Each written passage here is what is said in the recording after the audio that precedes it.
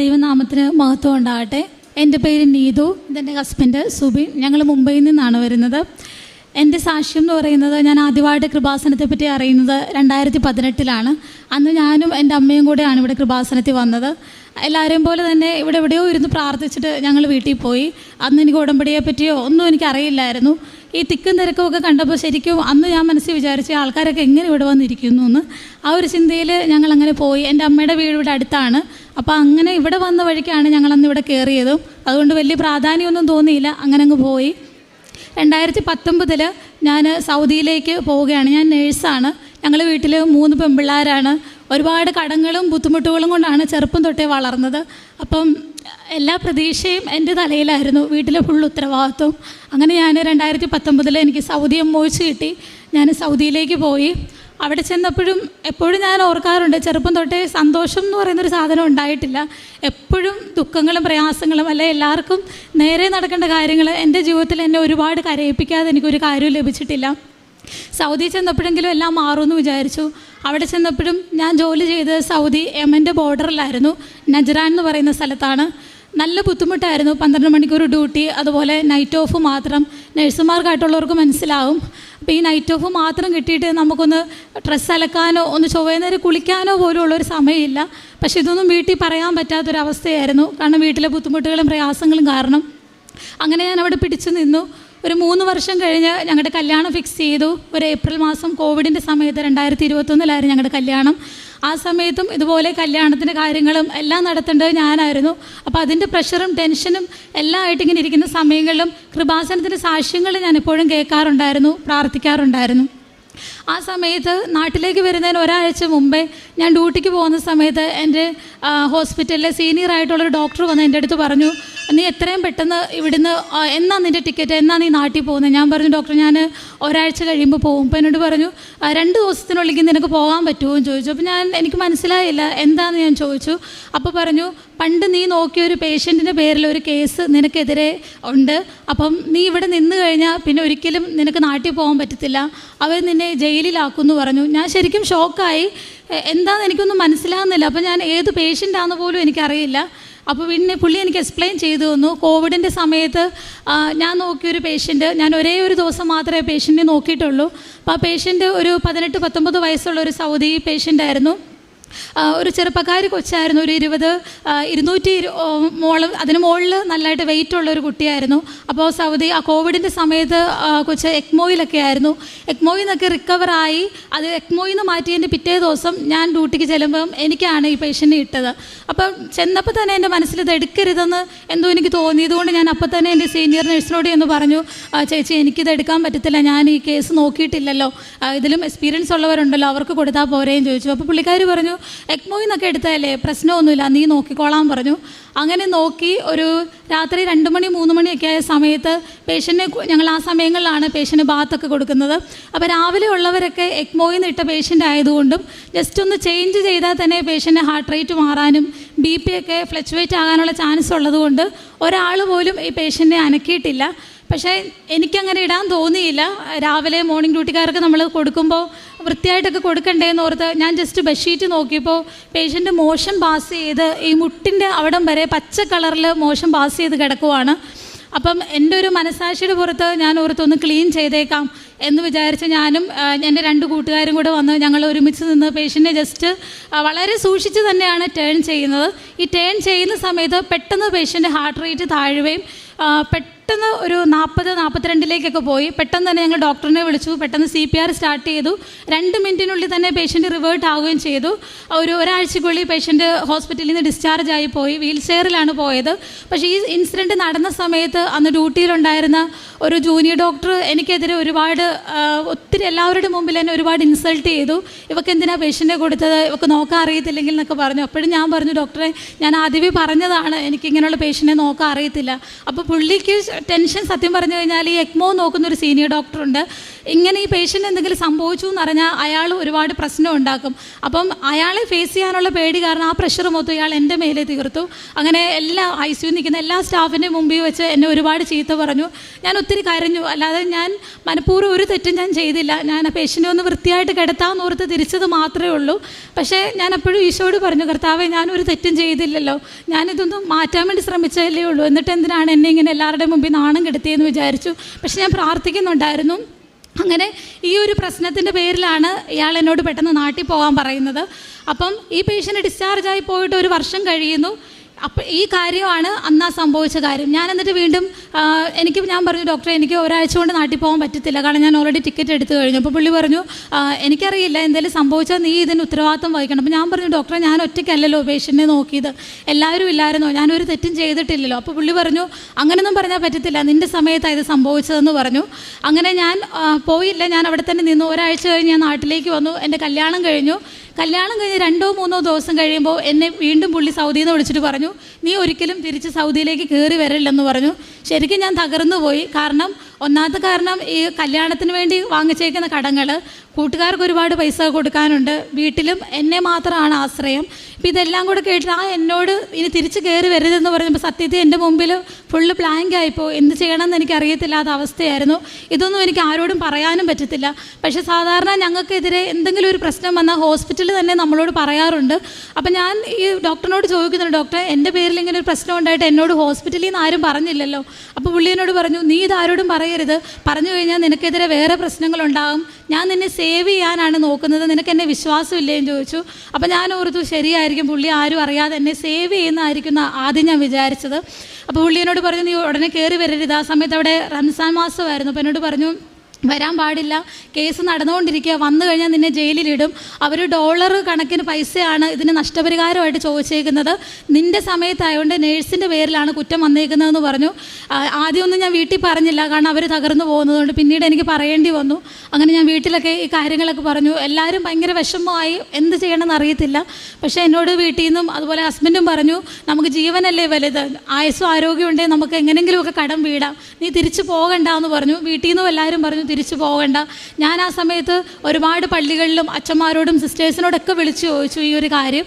പക്ഷെ എല്ലാവരും എന്നോട് ഒരേ സ്വരത്തിൽ പറഞ്ഞു, നീ കയറി പോകരുത്, കാരണം ഇങ്ങനൊരു ഇതവർ പറഞ്ഞ സ്ഥിതിക്ക് നീ കയറി ചെന്ന് കഴിഞ്ഞാൽ നിനക്കെതിരെ ഒരു പ്രശ്നം ഉണ്ടാവും എന്ന് പറഞ്ഞു. പക്ഷേ ആ സമയത്ത് എനിക്കൊരു തീരുമാനം എടുക്കാൻ പറ്റുന്നില്ല. ഞാനപ്പോൾ കൃപാസനത്തിലേക്ക് ഫോൺ വിളിച്ച് ചോദിച്ചു. അന്ന് എന്നോട് ഇവിടെ ഒരു ബ്രദർ സംസാരിച്ചിട്ട് എന്നോട് ഈ കാര്യങ്ങളെല്ലാം കേട്ടിട്ട് എന്നോട് പറഞ്ഞു, മോളുടെ മനസ്സിൽ എന്താണോ മാതാവ് ഇപ്പോൾ തോന്നിപ്പിക്കുന്നത് ആ ഒരു കാര്യത്തിൽ നീ തീരുമാനം എടുത്തോളാൻ പറഞ്ഞു. ശരിക്കും പറഞ്ഞു, അപ്പോൾ എനിക്ക് പെട്ടെന്നൊരു എന്തോ ഒരു ശക്തി എൻ്റെ ഉള്ളിൽ നിന്ന് നീ പൊക്കോ എന്ന് പറയുന്ന പോലെ എനിക്ക് തോന്നി. പക്ഷേ എല്ലാവരും എൻ്റെ ചുറ്റും നിന്ന് പോകണ്ടെന്ന് പറഞ്ഞപ്പോഴും ഞാൻ പറഞ്ഞു, ഇല്ല, ഞാൻ പോവുക, ഞാൻ വിശ്വസിക്കുന്ന എൻ്റെ ഒരു യേശുവുണ്ട്, ഞാൻ ഒരു തെറ്റും ചെയ്തിട്ടില്ല, ഇനി ഒരു തെറ്റും ചെയ്യാതെ എന്നെ ഒരു ജയിലിൽ കൊണ്ട് അവിടെ ഇട്ട് മരിക്കാനാണ് എനിക്ക് വിധിയെങ്കിൽ ഞാൻ അതിന് റെഡിയാണെന്ന് പറഞ്ഞു. കാരണം എൻ്റെ മുമ്പിൽ എൻ്റെ വീട്ടുകാരും കടങ്ങളും ഒക്കെ മാത്രമേ ഉള്ളായിരുന്നു. അങ്ങനെ ഞാൻ സൗദിയിലേക്ക് കയറി ചെന്നു. ഞാൻ കയറി ചെന്നപ്പോൾ ഡോക്ടറിന് എന്നോട് ഭയങ്കര ദേഷ്യമായിരുന്നു. എന്നോട് പറഞ്ഞു, നിന്നോട് ഞാൻ വരരുതെന്ന് പറഞ്ഞതല്ലേ, നീ വന്നല്ലേ, ഓക്കെ നീ അനുഭവിച്ചോളാൻ പറഞ്ഞു. പക്ഷെ അപ്പോഴൊക്കെ ഞാൻ ശക്തമായിട്ട് പ്രാർത്ഥിക്കുന്നുണ്ടായിരുന്നു. അന്ന് ഞാൻ മാതാവിനോട് പറഞ്ഞു, മാതാവ് ഇതിൽ നിന്ന് എന്നെ മോചിക്കുവാണെങ്കിൽ അൾത്താരെ വന്നതെന്ന് ഞാൻ ഉറപ്പായിട്ട് സാക്ഷ്യം പറഞ്ഞോളാം എന്ന് പറഞ്ഞു. അന്ന് ഞാൻ മാതാവിനോട് പറഞ്ഞു, ഞാൻ ഇവിടുന്ന് പോകുന്നതിന് മുമ്പേ എനിക്കിത് അറിഞ്ഞിരിക്കണം, ഈ ഡോക്ടർ തന്നെ എന്നോട് വന്ന് ഇത് മാറ്റി പറയണമെന്ന് പറഞ്ഞു. അപ്പോഴും പുള്ളി എന്നോട് ഇടയ്ക്കിടയ്ക്ക് വന്ന് ചോദിക്കും, നിനക്ക് എന്ത് ധൈര്യമായിട്ടാണ് നീ തിരിച്ച് കയറി വന്നേ, ഞാൻ നിന്നോട് പറഞ്ഞതല്ലേ. അപ്പോൾ ഞാൻ പറഞ്ഞു, ഇല്ല ഡോക്ടർ, ഞാൻ വിളിക്കുന്ന ഒരു ദൈവമുണ്ട്, എന്നെ കൈവിടത്തില്ല എന്ന് പറഞ്ഞു. അപ്പോൾ പുള്ളി ഇങ്ങനെ എന്നെ കളിയാക്കുന്ന പോലെ ചിരിച്ചു. പക്ഷേ 1 വർഷത്തിന് ശേഷം ഞാൻ റിസൈൻ വെച്ചു. ഈ 1 വർഷവും ഒരു പ്രശ്നങ്ങളും ഉണ്ടായിട്ടില്ല. അങ്ങനെ ഞാൻ റിസൈൻ വെച്ച് പിറ്റേ ദിവസം ഈ ഡോക്ടർ എൻ്റെ അടുത്ത് വന്നിട്ട് പറഞ്ഞു, പുള്ളി ചിരിച്ചുകൊണ്ട് പറഞ്ഞു, നീ റിസൈൻ വെച്ചല്ലേ? ഞാൻ പറഞ്ഞു അതേ എന്ന് പറഞ്ഞു. അപ്പം എന്നോട് പറഞ്ഞു, നീ റിസൈൻ വെക്കണ്ടായിരുന്നു, ആ കേസ് ഇന്നലെ കൊണ്ട് സോൾവ് ആയിട്ടുണ്ട്, അവർക്കെന്തോ നഷ്ടപരിഹാരമൊന്നും വേണ്ടാന്ന് പറഞ്ഞു, ഓക്കെ ആയി എന്ന് പറഞ്ഞു. അതെനിക്ക് സത്യം പറഞ്ഞു കഴിഞ്ഞാൽ വലിയൊരു ഇതായിരുന്നു. കാരണം ഇല്ലാത്തൊരു കേസ് എൻ്റെ തലയിൽ. പിന്നീടാണ് എനിക്ക് മനസ്സിലായത്, ഡോക്ടേഴ്സിനെതിരായിട്ട് വന്നൊരു കേസായിരുന്നു അത്. അവരെന്നോട് കയറി വരണ്ടെന്ന് പറഞ്ഞതിൻ്റെ കാരണം എന്ന് പറഞ്ഞു കഴിഞ്ഞാൽ, ഈ കേസ് അവിടെ നോക്കുന്ന സമയങ്ങളിൽ എൻ്റെ തലയിൽ ഇത് ഇടുവാണ്, ഞാൻ കയറി ചെന്നില്ലെങ്കിൽ ഈ കേസ് അവിടെ കൊണ്ട് സ്റ്റോപ്പാകും, അതിനുവേണ്ടി ആരെങ്കിലും ഒരാളെ അവർക്കിതിന് ബലിയാടാക്കണമായിരുന്നു, അതിനുവേണ്ടി അവർ തിരഞ്ഞെടുത്തത് ഞാനായിരുന്നു എന്ന് പിന്നെയാണ് എനിക്ക് മനസ്സിലായത്. പക്ഷെ അവിടെയും മാതാവും ഈശോയും എന്നെ രക്ഷിച്ചു. അങ്ങനെ അടുത്ത എൻ്റെ പ്രശ്നം വരുന്നത്, ഞാൻ റിസൈൻ ചെയ്ത് നാട്ടിലേക്ക് വരുവാണ്. റിസൈൻ ചെയ്ത് വരുമ്പോഴും എല്ലാ കടങ്ങളും തീർന്നിട്ടൊന്നുമില്ല, എല്ലാ പ്രശ്നങ്ങളും ബാക്കി നിൽക്കെ അവിടെ ഡ്യൂട്ടി ചെയ്തുകൊണ്ട് ബുദ്ധിമുട്ടുകളും പ്രയാസങ്ങളും കൊണ്ട് എനിക്ക് ഒട്ടും പറ്റാത്ത അവസ്ഥയിലേക്ക് വന്നായിരുന്നു.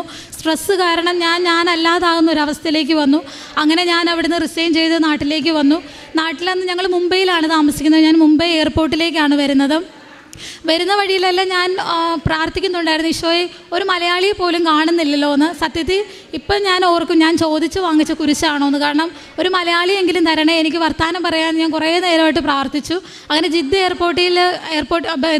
ബസ്സിൽ ഫ്ലൈറ്റിൽ കയറുന്നതിന് തൊട്ട് മുന്നേ ഒരു മലയാളി ചേച്ചി വന്നു. അങ്ങനെ ഞങ്ങൾ സംസാരിച്ച് കൂട്ടായി. പുള്ളിക്കാരി മുംബൈയിലേക്ക് തന്നെ ഉള്ളതാണെന്ന് പറഞ്ഞു. ഞാനും അങ്ങനെ ഞങ്ങൾ കൂട്ടായിട്ട് മുംബൈയിൽ ഇറങ്ങി. അപ്പോൾ പുള്ളിക്കാരിയുടെ ഹസ്ബൻഡ് ഇവിടെ മുംബൈയിൽ വെയിറ്റ് ചെയ്യുന്നുണ്ടായിരുന്നു. അപ്പോൾ എന്നോട് പറഞ്ഞു, എൻ്റെ ഹസ്ബൻഡ് ദുബായിൽ നിന്ന് വന്നതാണ്, ഞങ്ങളിവിടെ മുംബൈയിൽ ഇറങ്ങുന്നത്, ഞങ്ങളൊരു ആൻറ്റിയുടെ വീട്ടിൽ പോകാമെന്ന് പറഞ്ഞു. അപ്പം എന്നെ കാത്ത് സുബിൻ വെളിയിൽ നിൽപ്പുണ്ട്. അപ്പോൾ എനിക്ക് മുംബൈയിൽ എയർപോർട്ടിൽ ആദ്യമായിട്ട് ഇറങ്ങുന്നതുകൊണ്ട് എങ്ങോട്ട് പോകണമെന്നൊന്നും എനിക്കറിയില്ല. അപ്പോൾ ഇവരെന്നോട് പറഞ്ഞു, ഈ വഴി പോകാമെന്നും പറഞ്ഞ് എന്നെ ഒരു വഴിയിലൂടെ കൊണ്ടുപോയി. ഇപ്പോഴും എനിക്കറിയത്തില്ല അവരെന്തിനാണ് എന്നെ അവരെ കൊണ്ടുപോയെന്നുള്ള കാര്യം. എനിക്കത് ശരിയായിരുന്നോ തെറ്റാണോ എന്നും എനിക്കറിയില്ല. ഞങ്ങളങ്ങനെ അങ്ങോട്ട് പോയി. ചെന്ന് കഴിഞ്ഞപ്പോൾ ഈ കൊണ്ടുവന്ന ലഗേജൊക്കെ വീണ്ടും എടുത്ത് എല്ലാവരുടെയും ചെക്ക് ചെയ്യുന്നു. അപ്പോൾ ഞാൻ ഓർത്തു, ഇതെന്തിനാണ് ദൈവമേ വീണ്ടും ഇങ്ങനെ ചെക്ക് ചെയ്യുന്നത്, നമ്മളെല്ലാം കഴിഞ്ഞാണല്ലോ വന്നത്, വീണ്ടും ചെക്കിങ് എന്തിനാണെന്ന് ഓർത്തു. ഇതിൻ്റെ ഭാഗമായിരിക്കും, പുതിയ റൂൾ വല്ലതും ആയിരിക്കും എന്ന് ഓർത്ത് ഞാൻ അങ്ങനെ ഇരുന്നു. അപ്പോൾ എൻ്റെ തൊട്ട് മുമ്പിലാണ് ഈ ചേച്ചി നിന്നത്. അപ്പോൾ ഈ ചേച്ചിയുടെ ചെക്ക് ചെയ്ത് കഴിഞ്ഞപ്പോൾ പെട്ടെന്ന് ഇവരൊരു പേപ്പറൊക്കെ എടുത്ത് ചേച്ചീനെ ഒരു മുറിയിലേക്ക് കൊണ്ടുപോയി. എൻ്റെ എല്ലാം ചെക്കിങ് കഴിഞ്ഞു. ഞാനിങ്ങനെ പോകാൻ നിൽക്കുമ്പോൾ എൻ്റെ ഒരു മനസാക്ഷിയുടെ പുറത്ത് ആ ചേട്ടനോട് ഞാൻ ചോദിച്ചു, ചേട്ടാ എന്നാ ചേട്ടാ ചേച്ചിക്ക് പറ്റിയേന്ന് ചോദിച്ചു. ഞാനിത് ചോദിക്കുന്നത് അവിടെ നിൽക്കുന്ന ഒരു കസ്റ്റംസിൻ്റെ ഉദ്യോഗസ്ഥൻ കണ്ടു. പുള്ളി എന്നെ പെട്ടെന്ന് കൈ കാട്ടി വിളിച്ചിട്ട് പറഞ്ഞു, ഇങ്ങ് പോരാൻ പറഞ്ഞു. അയാൾ എന്നോട് പറഞ്ഞു, നിനക്കറിയാവോ ഇവരെയും ചോദിച്ചു. ഞാൻ പറഞ്ഞു, ഇല്ല സാർ, ഞാൻ എയർപോർട്ടിൽ വെച്ച് കണ്ട പരിചയം, നീ ഇങ്ങോട്ട് വാ, നിന്നെയും കൂടെ ഒന്ന് ചെക്ക് ചെയ്യണമെന്ന് പറഞ്ഞു. അങ്ങനെ എന്നെ അവർ മുറിയിൽ കയറ്റി. ആ ചേച്ചി അവർ പിടിച്ചതിന് കാരണം പുള്ളിക്കാരുടെ കയ്യിൽ 100 പവൻ്റെ ഒരു ബിസ്ക്കറ്റ് ഉണ്ടായിരുന്നു. അപ്പോൾ അവരുടെ കയ്യിൽ അതിൻ്റെ ഉള്ള പേപ്പറും കാര്യങ്ങളൊക്കെ ഉണ്ടായിരുന്നു. പക്ഷേ ഞാൻ ഇവരോട് സംസാരിച്ചതിൻ്റെ പേരിൽ എൻ്റെ കയ്യിലും എന്തോ ഞാൻ ഇവരുടെ കൂട്ടത്തിൽ പെട്ടെന്നുള്ള നിലയ്ക്ക് ഇവരെന്നെ കയറ്റി. അങ്ങനെ കൊണ്ടുവന്ന ചേച്ചി വീട്ടിൽ പോയി. എന്നെ 2.5 മണിക്കൂറായിട്ട് ഇവർ വെളിയിൽ വിട്ടില്ല. എൻ്റെ ചുറ്റും ഒരു 6-7 ഉദ്യോഗസ്ഥർ നിറഞ്ഞു നിന്ന് എന്നെ ചെക്കിങ്, ഞാനിട്ട് ഷൂ ചെക്ക് ചെയ്യുന്നു. അതിങ്ങനെ കുലുക്കിയിട്ട് നമ്മൾ ഈ സിനിമയിലും ടി വിയിലൊക്കെ കാണുന്ന പോലെ എന്നോട്, ഇതിനകത്ത് എന്താ, നീ എന്തൊക്കെ കൊണ്ടുവന്നേക്കുന്നത്, ഗോൾഡ് ഉണ്ടോ നിൻ്റെ കയ്യിൽ എന്നൊക്കെ ചോദിച്ചു. ശരിക്കും എനിക്ക് എന്നാ പറയേണ്ടതെന്ന് അറിയാത്ത അവസ്ഥയാണ്. ഞാൻ ഒന്നാമത് റിസൈൻ ചെയ്ത് വരുന്നത് എനിക്ക് മനസ്സുണ്ടായിട്ടല്ല, എൻ്റെ ബുദ്ധിമുട്ടുകളും പ്രയാസങ്ങളും കൊണ്ടാണ്. അതിൻ്റെ കൂടെ ആകപ്പാട് എൻ്റെ കയ്യിൽ അന്ന് ഉണ്ടായിരുന്ന കഴുത്തേൽ ഒരു മാലയും കാലിൽ ഒരു കൊലുസും, സാധാരണയൊക്കെ നമ്മുടെ കയ്യിലുള്ള പോലെ ഒരു 5 പവൻ്റെ സാധനം എന്തോ എൻ്റെ മേത്തുണ്ടായിരുന്നു. അത് ഫുള്ളി ഇവർ ഊരി വാങ്ങിച്ചു. എന്നോട് പറഞ്ഞു, നിനക്ക് പോകാൻ പറ്റത്തില്ല, ഇതിൻ്റെ പെനാൽറ്റി ആയിട്ട് നീ 9 ലക്ഷം രൂപ അടയ്ക്കാതെ നിനക്ക് ഇവിടുന്ന് പോകാൻ പറ്റത്തില്ല. എൻ്റെ മുമ്പിൽ 9 ലക്ഷം എന്നൊക്കെ കേട്ടപ്പോൾ തന്നെ എൻ്റെ ഫുൾ കിളി പോയി. ഞാൻ 9 ലക്ഷമോ, എൻ്റെ ഈ സ്വർണ്ണം വിറ്റാൽ പോലും ഇത്രയും കിട്ടത്തില്ലല്ലോ എന്നുള്ള രീതിയിലാണ് ഞാൻ നിന്നത്. അപ്പോൾ അവരതിൻ്റെ റീസൺ പറഞ്ഞത്, 3 മാസം മുന്നേ നീ നാട്ടിൽ വന്നിട്ട് പോയതാണ്, ഞാൻ വെക്കേഷന് വന്നിട്ട് പോയതാണ്. അപ്പോൾ അവരുടെ റൂൾ വെച്ച് നോക്കുവാണെങ്കിൽ അത് ശരിയായിട്ടുള്ള കാര്യമാണ്. 3 മാസം മുന്നേ നാട്ടിൽ പോയ ഒരാൾക്ക് ഇത്രയും ഗോൾഡ് കൈ വെക്കാനുള്ള ഇതില്ല. പക്ഷെ നമുക്കിതൊന്നും അറിയത്തില്ല. അപ്പോഴും ഇവരെന്നോട് ചോദിക്കുന്നുണ്ട്, നിനക്കിത് അറിയത്തില്ല, പിന്നെ നീ എന്തിന് ഈ വഴി കൂടെ വന്നു എന്ന് ചോദിച്ചു. അപ്പോഴും എനിക്കറിയത്തില്ല. ഞാൻ പറഞ്ഞു, മേഡം എനിക്കറിയത്തില്ല, അവരുടെ കൂടെ ഞാൻ വന്നതാണ്, അതൊന്നും പറഞ്ഞാൽ പറ്റത്തില്ല. പ്രത്യേകിച്ച് ഞാൻ മലയാളിയും കൂടെ ആയപ്പം അവർ മറാഠികളൊക്കെയാണ്, അവരെല്ലാവരും കൂടെ എന്നെ വളഞ്ഞിട്ട്, ശരിക്കും നമ്മൾ ഈ പത്രവാർത്തയിലൊക്കെ കാണുന്ന അതേ സീൻ. ഒരു നിമിഷം ഞാൻ വേറെ ഏതോ ഒരു ലോകത്തായി, ഒരു മനുഷ്യൻ പോലും സഹായിക്കാനില്ലാത്ത അവസ്ഥ. എൻ്റെ ഫോണിൽ നിന്നൊന്ന് ഹസ്ബൻഡിനെ വിളിച്ചത് പറയാൻ നോക്കിയിട്ട് റേഞ്ച് ഇല്ലാത്തതുകൊണ്ട് അതും കിട്ടുന്നില്ല. ഞാൻ അവരോട് കാല് പിടിച്ച് ചോദിച്ചു, എനിക്ക് ആ ഫോണൊന്ന് തരാമോ, ഞാൻ എൻ്റെ ഹസ്ബൻഡിനോട് ഇതൊന്ന് പറഞ്ഞോട്ടെ. അവരപ്പോൾ എന്നെ ഞാൻ എന്തോ കുറ്റവാളിയെ പോലെ അവർ പറഞ്ഞു, ഇല്ല എന്ന് പറഞ്ഞു, തന്നില്ല. അവിടെ നിന്ന് ഏതോ പോലീസുകാരോട് ഞാൻ ചോദിച്ചപ്പോൾ അവിടുത്തെ ലാൻഡ് ലൈന് വിളിച്ചോളാൻ പറഞ്ഞു. അങ്ങനെ വിളിച്ച് ഞാൻ കരഞ്ഞുകൊണ്ട് സുബിനോട് പറഞ്ഞു, എന്നെ ഇവിടെ എല്ലാവരും കൂടെ പിടിച്ചു വെച്ചേക്കുവാ, ഇത്ര രൂപ കൊടുക്കാൻ പറയുമോ, എനിക്കറിയില്ല എന്ന് പറഞ്ഞു. ഹസ്ബൻഡ് എന്നോട് പറഞ്ഞു, നീ കരയാതെ വിഷമിക്കാതെ നമുക്ക് എന്തെങ്കിലും ചെയ്യാമെന്ന്. കാരണം അത്രയും രൂപയൊന്നും ഞങ്ങളെ കൊണ്ട് ജന്മത്തിൽ കൂട്ടിയാൽ കൂടത്തില്ലെങ്കിലും എന്നെ ആശ്വസിപ്പിച്ചപ്പം നീ വിഷമിക്കാതെ എന്ന് പറഞ്ഞു. അങ്ങനെ ഞാൻ അവിടെ നിന്നു. ആദ്യം ഞാൻ ഓർത്തൊന്ന് പ്രതികരിച്ച് നോക്കാം, അവർ വിടുവായിരിക്കുന്നു വിചാരിച്ച് ഞാൻ ചോദിച്ചു. ഞാൻ അവരെ ക്വസ്റ്റ്യൻ ചെയ്യാൻ ചോദിച്ചു, എന്ത് റൂൾസിലാണ് മാം എന്നെ ഇവിടെ പിടിച്ച് നിർത്തിയേക്കുന്നതെന്നൊക്കെ ഞാൻ ചോദിച്ചു. അപ്പോൾ അവരൊന്നും കൂടെ എന്നോട് റേസ് ചെയ്യാമെന്ന്. അപ്പോൾ എനിക്ക് മനസ്സിലായി പ്രതികരിച്ചിട്ടും കാര്യമില്ല എന്ന്. പിന്നെ ഞാൻ കരയാൻ തുടങ്ങി. ഞാൻ എൻ്റെ അവസ്ഥകളൊക്കെ പറഞ്ഞു, മാം എൻ്റെ കയ്യിൽ ആകെപ്പാട് 10,000 രൂപ എൻ്റെ കയ്യിലുള്ളൂ, എൻ്റെ ആകെപ്പാട് എനിക്കുള്ളതാണ് ഈ ഗോൾഡ്, അല്ലാതെ എൻ്റെ കയ്യിലൊന്നുമില്ല, ഞങ്ങൾ വെറും സാധാരണക്കാരാന്നൊക്കെ പറഞ്ഞു. അപ്പോൾ അവർ പറഞ്ഞു, അതൊന്നും പറഞ്ഞാൽ പറ്റത്തില്ല, ഇതൊക്കെ ഞങ്ങളുടെ ഗവൺമെൻറ്റിൻ്റെ റൂളാന്ന് പറഞ്ഞു. 9 എന്നുള്ളത് അവർ 2 ലക്ഷമാക്കി.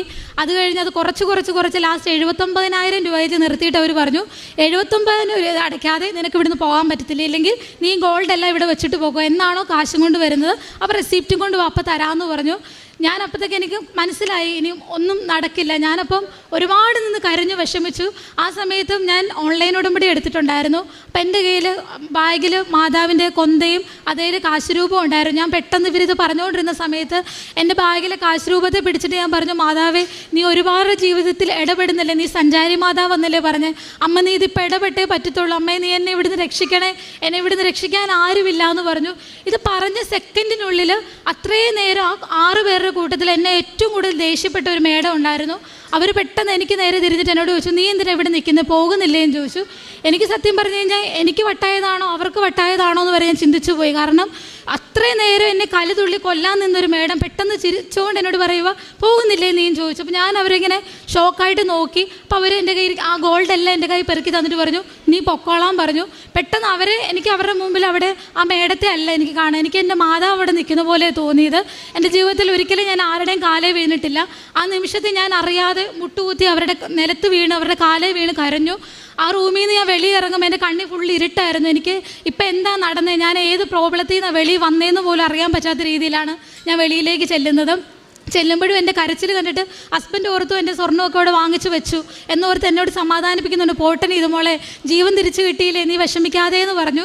അരമണിക്കൂർ കഴിഞ്ഞു എൻ്റെ കരച്ചിൽ നിൽക്കാൻ. അപ്പോൾ ഞാൻ പറഞ്ഞു, സ്വർണ്ണമൊക്കെ അവർ തിരിച്ചു വന്നു. അപ്പോൾ എന്നോട് പിന്നെ നീ എന്തിനാ കരഞ്ഞേന്ന് പറഞ്ഞു. ഞാൻ പറഞ്ഞു, മാതാവ് ഇടപെട്ടതാ, എന്നെ ഇങ്ങനെ പറഞ്ഞൊരു പുള്ളിക്കാരി പെട്ടെന്ന് ഞാനിങ്ങനെ പ്രാർത്ഥിച്ച നിമിഷത്തിൽ തന്നെ അവർ തിരിഞ്ഞ് എന്നോട് നീ പോകുന്നില്ലേ എന്ന് പറഞ്ഞ് ചിരിച്ചുകൊണ്ട് എന്നെ പറഞ്ഞു വിട്ടു. ഇത് മാതാവ് അല്ലാതെ വേറെ ആരുമില്ല എന്ന് പറഞ്ഞു. അപ്പം ഞങ്ങളുടെ ഒരു ഫ്രണ്ട് ഉണ്ട്, ഒരു മുസ്ലിം ആയിട്ടുള്ളൊരു പുള്ളി.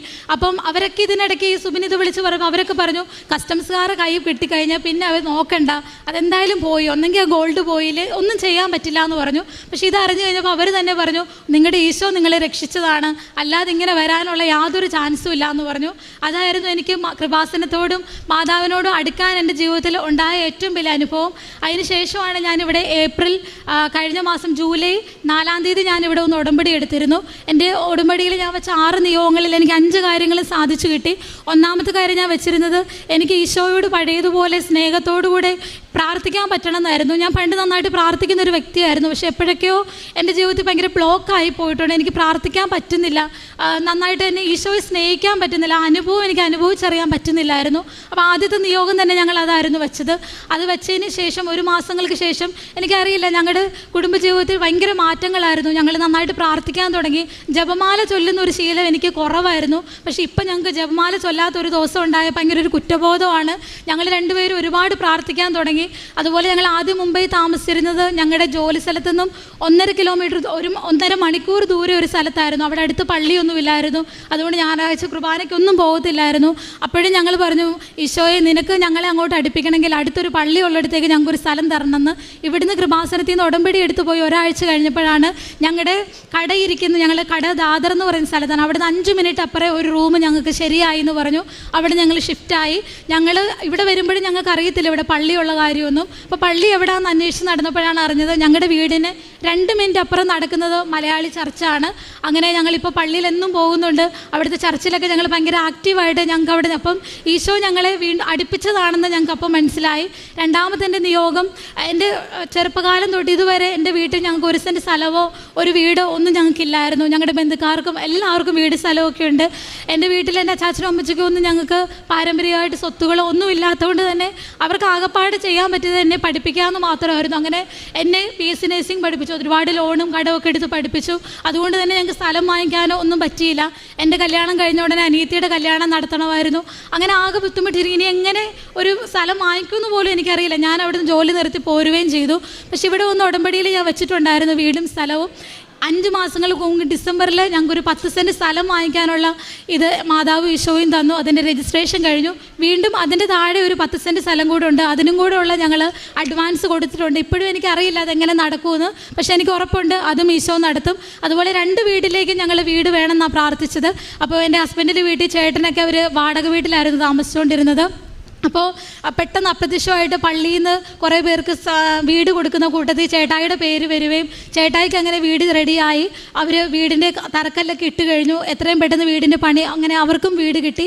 പിന്നെ ഞാൻ നിയോഗത്തിൽ എൻ്റെ അനിയത്തി പ്രഗ്നൻ്റ് ആയിരുന്നു. ഞങ്ങളുടെ കല്യാണം കഴിഞ്ഞിട്ട് 3 വർഷമായിട്ട് ഞങ്ങൾക്ക് മക്കളില്ലായിരുന്നു. അപ്പോൾ എൻ്റെ അച്ചാച്ചനും അമ്മച്ചിക്കൊക്കെ ഭയങ്കര സങ്കടമായിരുന്നു. എല്ലാവരുടെയും ചോദ്യവും കാര്യങ്ങളും ഒക്കെ. അപ്പോൾ ഞാൻ അനിയത്തിയുടെ കല്യാണം അവൾക്കെങ്കിലും ഈശോയെ നീ ഒരു കുഞ്ഞിനെ പെട്ടെന്ന് കൊടുക്കണേ എന്ന് പ്രാർത്ഥിച്ചായിരുന്നു. അങ്ങനെ അവൾ പ്രഗ്നൻ്റ് ആണെന്നറിഞ്ഞതിൻ്റെ പിറ്റേ ദിവസമാണ് ഞാൻ ഇവിടെ വന്ന് ഉടമ്പടി എടുക്കുന്നത്. അങ്ങനെ ഇവിടുന്ന് പോയിട്ട് ഞാൻ ഉടമ്പടി തൈലമൊക്കെ എപ്പോഴും പ്രാർത്ഥിക്കുമായിരുന്നു അവൾക്ക് വേണ്ടി. 6-ാം മാസമായപ്പോൾ അവൾക്ക് ചിക്കൻ ബോക്സ് വന്നിരുന്നു. ആകെ ഞങ്ങൾക്ക് ഭയങ്കര ടെൻഷനായി, കുഞ്ഞിന് എന്തെങ്കിലും സംഭവിക്കുമോ എന്നൊക്കെ ഉള്ളൊരു ടെൻഷൻ ഉണ്ടായിരുന്നു. പക്ഷേ എന്ന് ഉടമ്പടി തൈലവും ഉപ്പും ഒക്കെ വെച്ച് ഞങ്ങൾ പ്രാർത്ഥിക്കുന്നുണ്ടായിരുന്നു. ഞാൻ സ്ഥിരമായിട്ട് ലൈറ്റ് ക്യാൻഡിൽ പ്രെയറിലൊക്കെ അവൾക്ക് വേണ്ടി പ്രാർത്ഥിക്കുമായിരുന്നു. അങ്ങനെ ഫെബ്രുവരി ആയപ്പോൾ അവൾക്ക് ഒരു പെൺകുഞ്ഞുണ്ടായി, സുഖമായിട്ടിരിക്കുന്ന, ഒരു കുഴപ്പങ്ങളും ഇല്ല. പിന്നെ ഞാൻ നിയോഗത്തിൽ വെച്ച കാര്യം 2 അമ്മമാർക്ക് ഒരുപാട് രോഗങ്ങളുണ്ടായിരുന്നു. അവരെ എല്ലാ രോഗങ്ങളിൽ നിന്ന് സംരക്ഷിക്കണേ എന്നുള്ളതായിരുന്നു. എൻ്റെ ഹസ്ബൻഡിൻ്റെ അമ്മയ്ക്ക് വയറ്റിൽ ട്യൂമറായിരുന്നു. അപ്പോൾ 2 പ്രാവശ്യത്തെ ട്യൂമറിൻ്റെ ഇതിൽ ഓപ്പറേഷൻ കഴിഞ്ഞു. ഞങ്ങൾ ഉടമ്പടി എടുത്ത് 1 മാസം കഴിഞ്ഞപ്പോൾ വീണ്ടും ആ ട്യൂമർ ഒരു ഫുട്ബോൾ വലുപ്പത്തിലുണ്ടെന്ന് ഡോക്ടർ പറഞ്ഞു. വീണ്ടും ഒരു സർജറി ചെയ്യണമെന്ന് പറഞ്ഞു. അങ്ങനെ ഹോസ്പിറ്റലിലേക്ക് കൊണ്ടുപോയി ഡോക്ടേഴ്സും എല്ലാവരും പറഞ്ഞു ഇത് ക്യാൻസർ ആകാനാണ് ചാൻസ്, അതിനുള്ള എല്ലാ ലക്ഷണങ്ങളും ഉണ്ടെന്ന് പറഞ്ഞു. അമ്മയെ മാനസികമായിട്ട് ക്യാൻസർ ആണെന്ന് തന്നെ മനസ്സുകൊണ്ട് അമ്മ ചിന്തിച്ചു തുടങ്ങി. കാരണം ചുറ്റുമുള്ളവരെല്ലാവരും പറഞ്ഞു ക്യാൻസർ ആണെന്ന്. അമ്മയുടെ മുടിയൊക്കെ പോകാൻ തുടങ്ങിയായിരുന്നു, ശരീരമൊക്കെ ആകെ ക്ഷീണിച്ചു. പക്ഷേ ഞാനും ഹസ്ബൻഡും ശക്തമായിട്ട് ഞങ്ങൾ പ്രാർത്ഥിച്ചു, ഒരിക്കലും ഒരു ക്യാൻസർ ആകില്ല, ഇതൊരു നോർമൽ ട്യൂമർ ആണെന്ന് പറയണം മാതാവേ, ഇതെല്ലാവരുടെയും മുമ്പിൽ ഒരു സാക്ഷ്യമായിരിക്കണം, പ്രാർത്ഥിച്ചാൽ മാറാത്ത കാര്യമില്ലെന്ന് എല്ലാവരും അറിയണം എന്ന് ഞങ്ങൾ പ്രാർത്ഥിച്ചു. അങ്ങനെ ബയോപ്സിയുടെ റിപ്പോർട്ട് വന്നപ്പോൾ അതൊരു നോർമൽ ട്യൂമർ ആയിരുന്നു. അങ്ങനെ അമ്മയും ആ ഒരു കാര്യത്തിൽ നിന്നൊക്കെ ഇതായി. അമ്മ ഇപ്പോൾ വളരെ സന്തോഷമായിട്ടിരിക്കുന്നു. പിന്നെ ഞങ്ങൾ ഉടമ്പടി വെച്ച വേറൊരു കാര്യം, ഞങ്ങൾ ദൈവമായിട്ട് കൂടുതൽ അടുക്കാൻ പറ്റി. ചെയ്തിരുന്നതെന്ന് പറഞ്ഞാൽ ഞങ്ങൾക്ക് ഉള്ള സമയങ്ങളിലല്ല, ഏറ്റവും കൂടുതൽ ബുദ്ധിമുട്ട് അനുഭവിക്കുമ്പോഴാണ് ഞങ്ങൾ കാരുണ്യപ്രവൃത്തികൾ ചെയ്തിട്ടുള്ളത്.